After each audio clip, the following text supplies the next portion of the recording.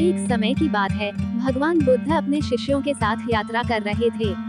वे जब एक गांव से गुजर रहे थे, तो वहां एक युवा व्यक्ति आया और भगवान बुद्ध से पूछा, भगवान, मेरा मन पढ़ाई में नहीं लगता। मैं जितनी भी कोशिश करता हूँ, मेरा ध्यान भटक जाता है। कृपया मुझे बताइए कि मैं कैसे अपना मन एकाग्र कर सकता हूँ। भगवान बुद्ध ने उसकी समस्या सुनी और मुस्कुराए। उन्होंने उस युवक को अपने साथ एक दिन बिताने के लिए कहा। युवक ने खुशी खुशी सहमति दे दी, ये सोचते हुए कि बुद्ध जल्द ही उसे इसका उत्तर देंगे।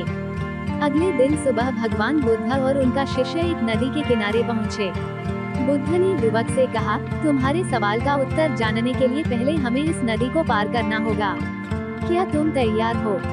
युवक ने कहा, हाँ भगवान, मैं तैयार हूँ। बुद्ध ने युवक से कहा कि एक नाव ले आए। जब वे दोनों नाव में बैठे, तो भगवान बुद्ध ने युवक से कहा, तुम इस नाव को चलाओ और ध्यान रखो कि हम सुरक्षित पार पहुंच सकें। युवक ने मेहनत से चप्पू चलाना शुरू किया, लेकिन थोड़ी ही देर में उसका ध्यान नदी के प्रवाह, आसपास की प्रकृति और पंछियों की चहचहाहट में भटकने लगा। उसकी गति धीमी हो गई और नाव को किनारे तक पहुंचने में ज्यादा समय लगने लगा। जब वे किनारे पर पहुंचे, तो बुद्ध ने युवक से पूछा, तुमने क्यों इतनी देर लगा दी? क्या तुम्हारा ध्यान चप्पू चलाने में नहीं था? युवक ने शर्मिंदा होकर कहा, भगवान, मुझे माफ करें। मेरा ध्यान कई बार नदी की धार, पेड़ों की ओर और अन्य चीजों पर चला गया, इसलिए मैं धीरे धीरे चप्पू चलाने लगा। भगवान बुद्ध मुस्कुराए और बोले, यही तुम्हारे प्रश्न का उत्तर है। जैसे चप्पू चलाने के दौरान तुम्हारा ध्यान भटक गया, वैसे ही तुम्हारा मन पढ़ाई के समय भी भटकता है। अगर तुम चप्पू चलाते समय पूरी तरह से उस काम पर ध्यान देते, तो हम तेजी से किनारे पर पहुंच जाते। ठीक वैसे ही, अगर तुम पढ़ाई के समय पूरी तरह से उस पर ध्यान केंद्रित करोगे, तो तुम्हारा मन भी भटकेगा नहीं। युवक ने सिर झुका लिया, वह बुद्ध के शब्दों का अर्थ समझने लगा था। फिर भी उसने पूछा, भगवान, लेकिन मैं अपने मन को कैसे काबू करूं? जब मैं पढ़ने बैठता हूं, तो मेरा मन खुद ब खुद इधर उधर भटकने लगता है। भगवान बुद्ध ने उसे शांत स्वर में समझाया, मन को काबू करने का एकमात्र तरीका अभ्यास है। यह उसी तरह है जैसे तुमने पहली बार नाव चलाना सीखा था। शुरुआत में तुम्हारा ध्यान हर जगह भटकता रहा होगा, लेकिन अभ्यास से तुम्हें नाव चलाने में महारत हासिल हो गई। ठीक वैसे ही, जब तुम अपने मन को किसी काम पर केंद्रित करने का अभ्यास करोगे, तो धीरे धीरे वह काम आसान हो जाएगा। इसके बाद बुद्ध ने एक और उदाहरण दिया। उन्होंने युवक से पूछा, क्या तुमने कभी जलते हुए दीपक को देखा है? युवक ने सिर हिलाया, हाँ भगवान, मैंने देखा है। बुद्ध ने कहा, जब दीपक जल रहा होता है, तो उसकी लौ स्थिर होती है, लेकिन अगर तेज हवा चलती है, तो वह हिलने लगती है। ठीक वैसे ही, तुम्हारा मन भी तब तक शांत रहता है जब तक कि कोई बाहरी हवा उसे विचलित नहीं करती। अगर तुम अपने आसपास के विकर्षणों पर ध्यान न दो और केवल अपने काम पर ध्यान केंद्रित करो, तो तुम्हारा मन दीपक की लौ की तरह स्थिर हो जाएगा।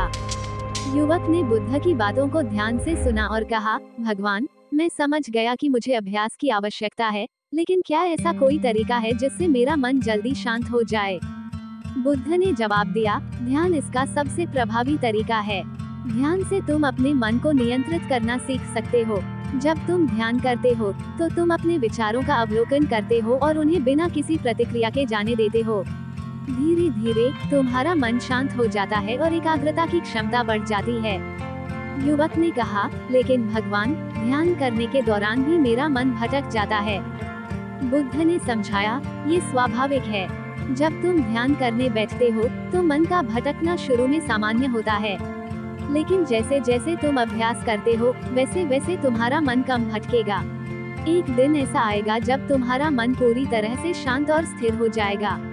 ये समय और धैर्य की मांग करता है। बुद्ध ने फिर एक आखिरी उदाहरण दिया। जब एक किसान खेत में बीज बोता है, तो क्या उसे तुरंत फसल मिल जाती है? युवक ने कहा, नहीं भगवान, उसे इंतजार करना पड़ता है। बुद्ध ने कहा, ठीक वैसे ही, जब तुम अपने मन को एकाग्र करने का प्रयास करते हो, तो तुरंत परिणाम की अपेक्षा मत करो। धीरे धीरे तुम्हारा अभ्यास रंग लाएगा और तुम अपने मन को काबू में कर सकोगे। युवक ने भगवान बुद्ध के उपदेशों को गहराई से समझ लिया। उसने प्रण लिया कि वह नियमित रूप से ध्यान करेगा और अपने मन को नियंत्रित करने के लिए धैर्य और समर्पण के साथ अभ्यास करेगा। बुद्ध ने उसे आशीर्वाद दिया और कहा, याद रखो, जो व्यक्ति अपने मन को नियंत्रित कर लेता है, वो संसार की सबसे बड़ी विजय प्राप्त कर लेता है। इस कहानी से हमें ये सीख मिलती है कि किसी भी कार्य में एकाग्रता और ध्यान आवश्यक है। हमारा मन स्वाभाविक रूप से भटकता है, लेकिन अभ्यास और धैर्य से हम उसे नियंत्रित कर सकते हैं। जैसे दीपक की लौ स्थिर होती है, वैसे ही हमारा मन भी एकाग्र हो सकता है, यदि हम उसे विकर्षणों से मुक्त रख सकें।